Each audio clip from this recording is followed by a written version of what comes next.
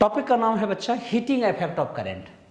Suppose कीजिए एक wire आपके पास है, तो वायर है तो ऑब्वियसली उसमें रेजिस्टेंस होगा। तो जब इस वायर में रेजिस्टेंस R है, इसमें करंट I पास हो रहा है T टाइम तक।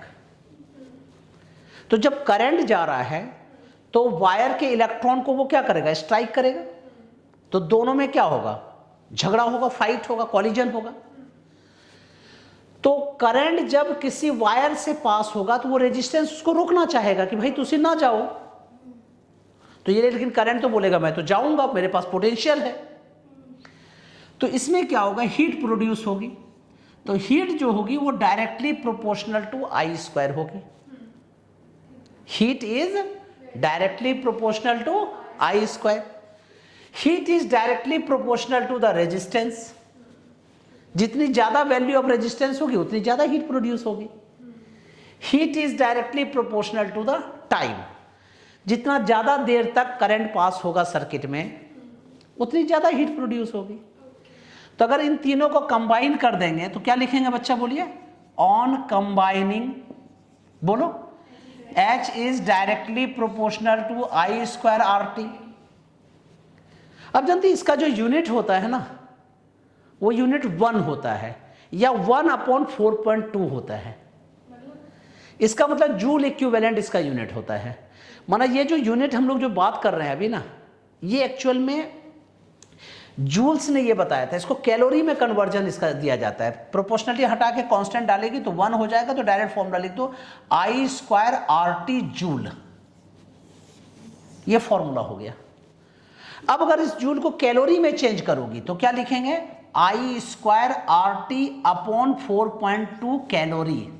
क्योंकि 1 जूल इज इक्वल टू, ठीक है, 1 calorie is equal to 4.2 joule होता है। तो 1 joule is equal to 1/4.2 calorie. तो 1/4.2 को ही कांस्टेंट कहते हैं बच्चा।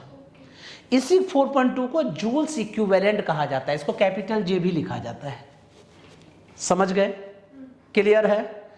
तो H is directly proportional to I square RT। This is called Joule's law of heating. Joule's law of heating, इसी को heating effect of Joule's law कहते हैं। अब तुमको अगर सर इसका यूज कहां होता है, आपको पता है बच्चा, पुराने जमाने में जो बल्ब होती थी ना, इस तरह से येलो वाली बल्ब वैसे हुआ करती थी, इस तरह से। इसमें क्या होता था, एक वायर से करंट इस तरह से पास होता था, इसमें रेजिस्टेंस से फाइट करता था, फिर ऐसे करंट बाहर निकल जाता था। लेकिन बहुत सारे करंट जो है इसमें हीट के फॉर्म में कन्वर्ट हो जाते थे। तो जो पीली वाली बल्ब है उसमें जो हीट प्रोड्यूस होती है वो इसी फॉर्मूले से आता है।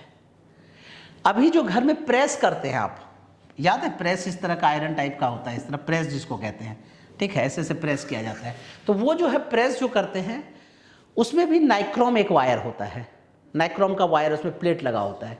उसमें जैसे करंट पास होता है तो रेजिस्टेंस हाई होने की वजह से वो गर्म हो जाता है, इसलिए आप आराम से प्रेस कर लेते हो। क्लियर है मेरी बातें?